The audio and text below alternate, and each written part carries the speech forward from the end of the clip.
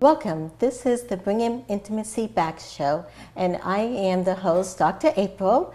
And on this show here, we talk about how people get connected intimately with significant others, with families, friends, business, children, and that is what our show is focused on.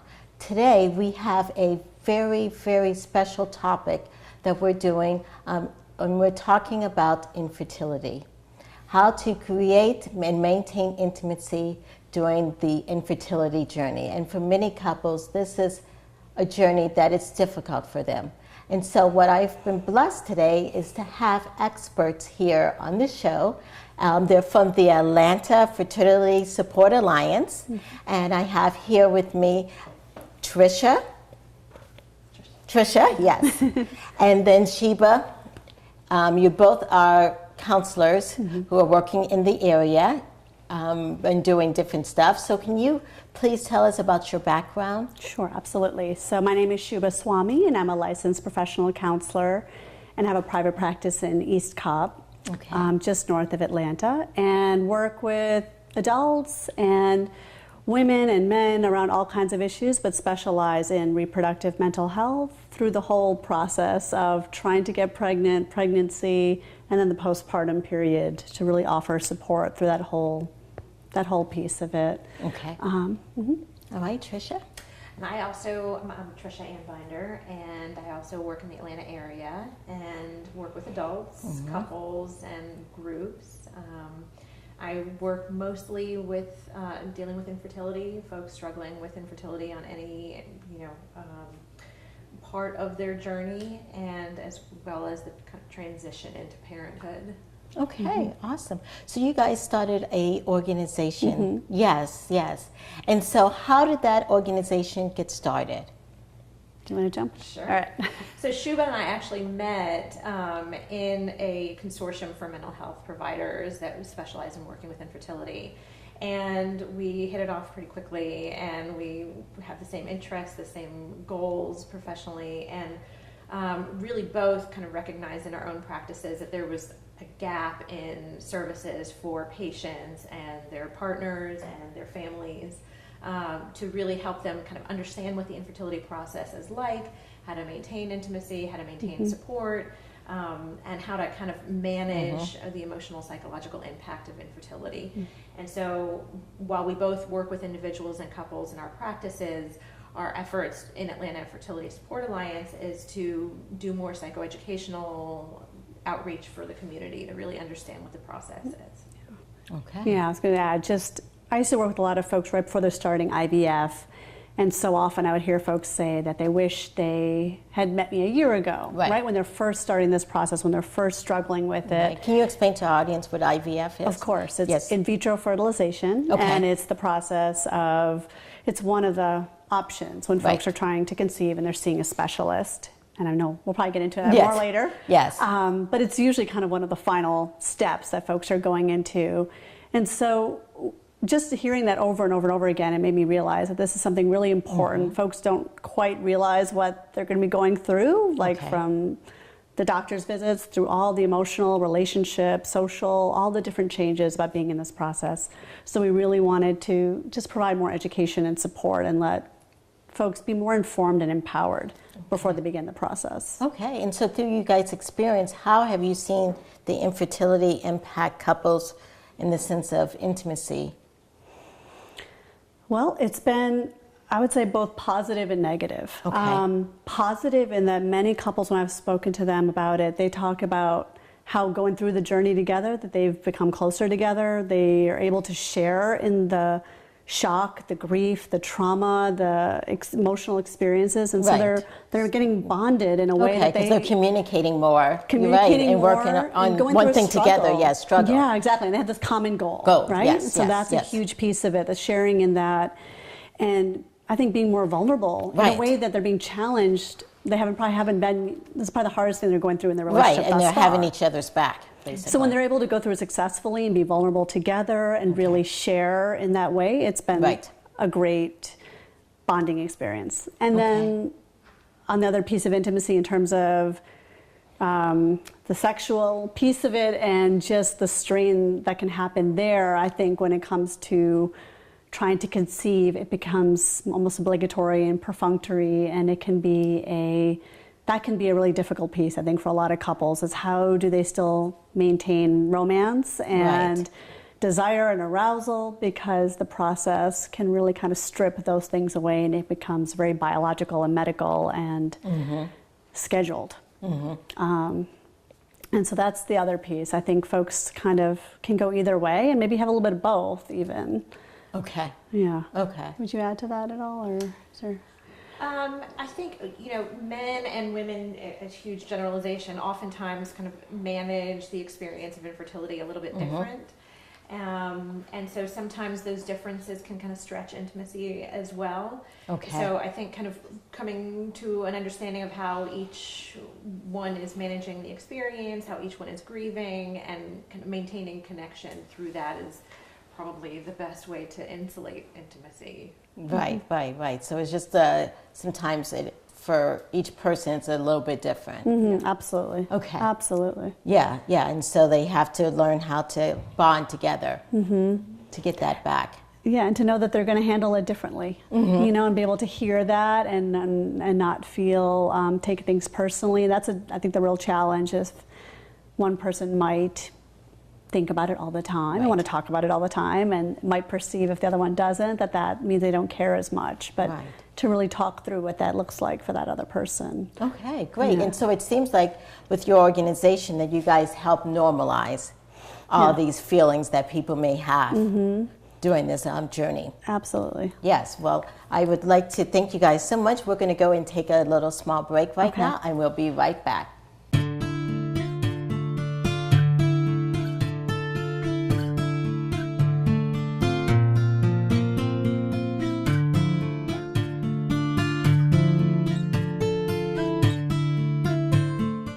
Feeling disconnected or alone? Trouble communicating or feeling understood?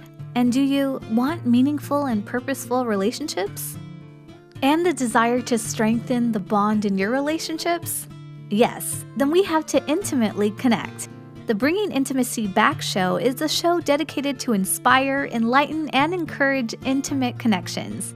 The show provides an engaging atmosphere to discuss and demonstrate ways to enhance intimacy in one's personal relationships with significant others, families, friends, higher power, and oneself. The show will discuss intimate connections in many different forms, such as sex, communication, emotional, physical, health, and spiritual. Thus, if you want to discover ways to increase the intimacy in your relationship, check out the Bringing Intimacy Back show, where intimacy is real.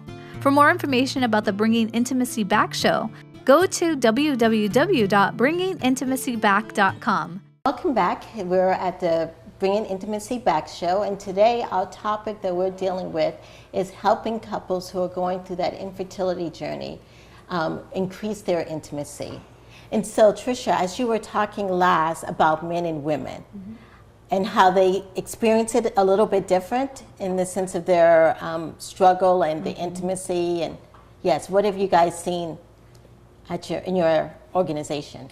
Well, so again, this is a generalization, and obviously there are going to be differences in what I'm about to say, but oftentimes men in relationships tend to be kind of the fixers, and they want to be able to participate in a way that kind of solves the problem.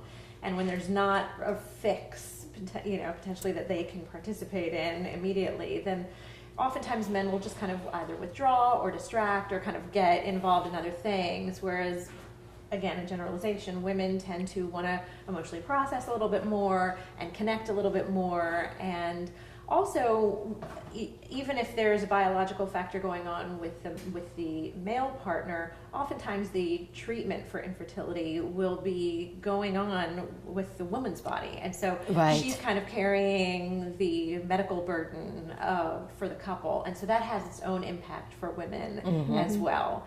And so neither one of their responses is wrong. I think the importance in maintaining the intimacy is kind of understanding the other's perspective and finding a way to meet in the middle. Okay, all right. And from you, what have you seen have been the emotional and psychological aspects? It's a broad range for sure. I would say grief complicated grief is a big part of the psychological makeup of what people go through. There's a sense of loss of what their picture was going to be. Getting married, having baby, family, and this nice arc changes dramatically.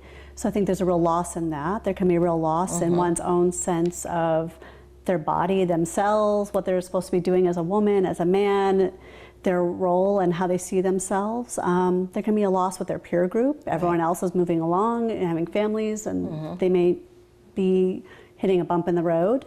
And then I think there is the whole idea of psychological trauma related to this, because it's such a shock. It just completely can disrupt their sense of who they are, what they thought was going to happen, and not knowing, and a loss of control. And that's a huge piece, I think, that we speak a lot about in our group and want to educate people about, because they're not supposed to know all of this. Right. And it is shocking, and it will take time to digest, and you're not supposed to have all the answers right away, and to really take that time to heal. So all of those factors, and of course, sadness, depression, anger, why me? A lot of that can come up. So there really is so much complexity, excuse me, to it. That we try to share that with people and just kind of give them that heads up or picture that this is what it can look like. Not for everybody, but certainly for some. Okay, so you mentioned groups. Do you guys provide the group format to maybe help the couple normalize it, but also get support that they're not the only ones? Yeah. Go ahead. Yeah, so in my practice, I have a group for women experiencing infertility, but what Shubha and I do together with the Atlanta Fertility Support Alliance is to go out to organizations, reproductive endocrinology clinics, and provide seminars and workshops for patients who are just starting out the process and kind of just starting to learn what assisted reproduction will look like, what the options are, how it could potentially impact them. So really our role together is to educate and really help people enhance their own social support networks as they go through the process. Okay. And so as couples are going through this journey, when should they think about getting professional help, like from you guys? Yeah, I think once it starts becoming consuming, a lot of times I hear from folks that they just stop feeling like themselves. Their anxiety about things, their consuming thoughts around what's going to happen, next steps, over researching on Google, and it consumes their life. Consumes their life, and they stop kind of living their life, right? They stop living. They're already a person with a full life before all this started, and they kind of lose sight and lose touch with all those other pieces. I think that's a place when the anxiety starts to get unmanageable and it starts to interfere with their daily functioning, their happiness. I think it certainly is a good time to reach out for support. Or even just between the couple, realizing how they're handling things differently. And struggling with, well, my partner doesn't want to talk about it all the time, and I'm having a hard time with that. Then it's good to maybe have that outside perspective of some education, some information about what might be going on for him. How can we talk about this in a different way? Yes. And so also, if we are, as friends or as family members, see a couple and we know that they're maybe struggling, how do you just, instead of like not talking about it or just kind of avoiding them? Yeah, and I think you hit the nail on the head. I think the impulse oftentimes for people who love someone who's going through something really complicated, grief, loss, is to kind of withdraw because we don't want to say the wrong thing. We don't know what to say.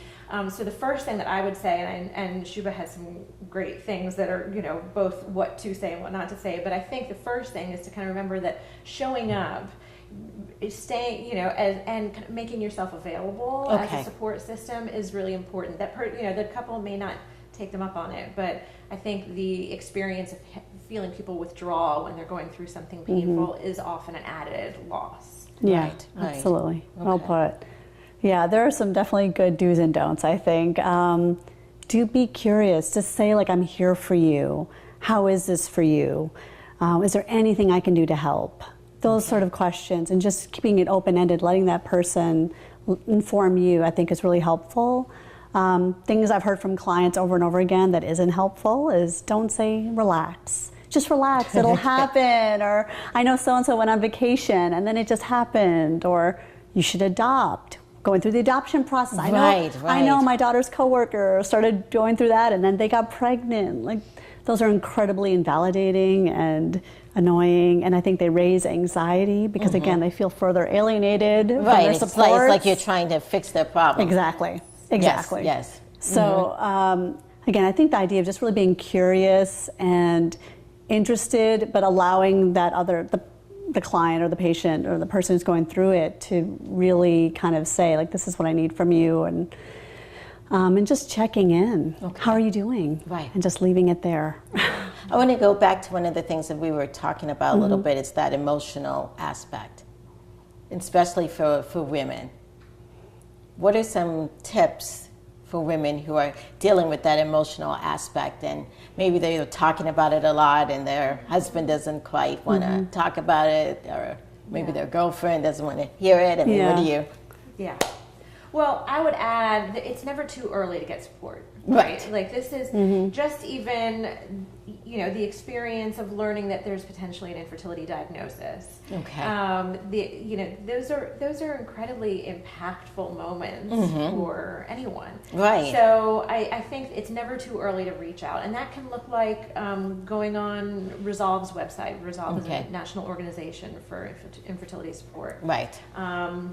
Reaching out to a therapist who specializes in this, looking for support groups. I would say that the internet can be both a blessing and a curse. Of course, you have to know where the information comes from. Yes. There is some cohesion that comes in learning that other people are experiencing something like you are, but there's a lot of horror stories, and there's a lot of misinformation, and a lot of anecdotes that people kind of take to kind of fill the anxiety that's not necessarily helpful. So I always encourage women, couples, to really think about who is safe, who feels like it's soothing to talk to them, and seek those people out. And if they don't have it in their natural support system, to go beyond that and to seek it out outside of their support system. Right, that's interesting, and I'm glad you point out finding someone who's safe to talk to, because trying to talk to anyone can do more damage than good. Yes, Absolutely. exactly. Yes. Well, thank you guys so much for what you've been talking about. We're going to take a small break, and then we'll come back and we learn about some more tips.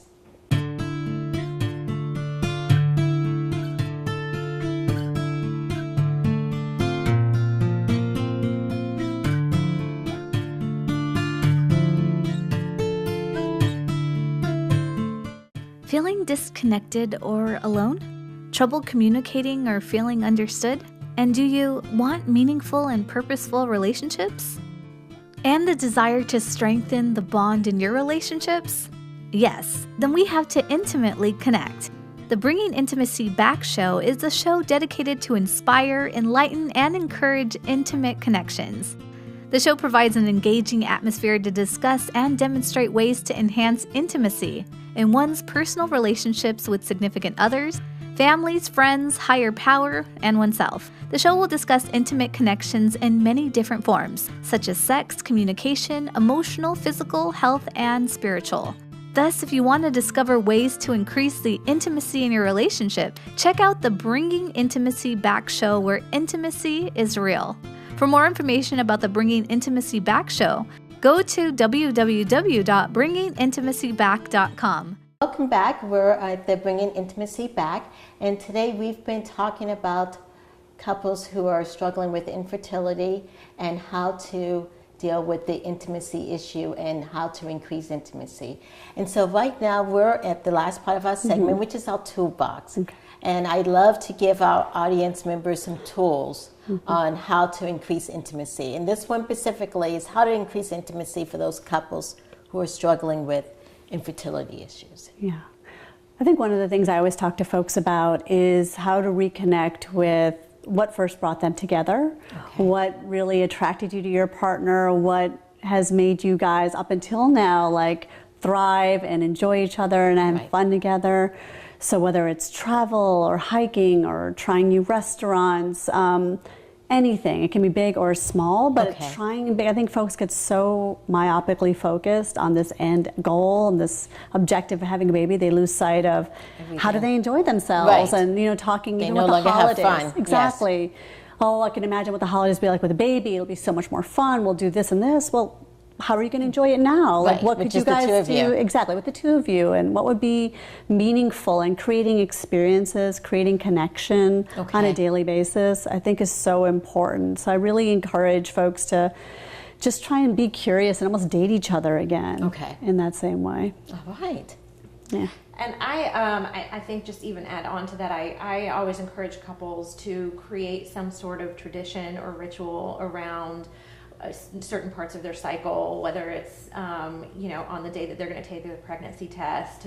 Oh, that's an interesting aspect. To go, to have a plan for how you're going to respond, to kind of create some protection for one another, and to kind of mark that you're together, that you're partners, and that you're gonna make it through together.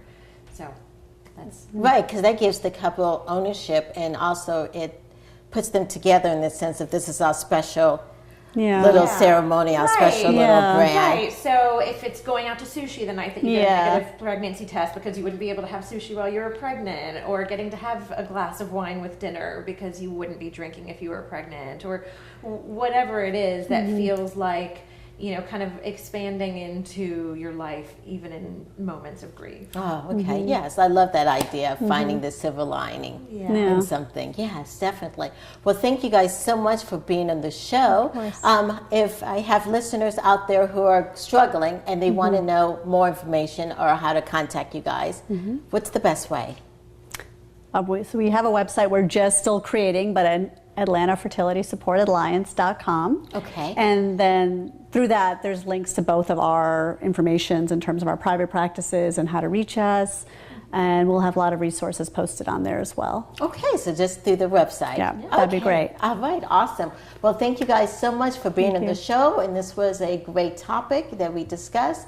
And I will, as the show Bringing Intimacy Back, we will also be continuing to provide more information on how to intimately connect in a variety of different ways. Thank you so much.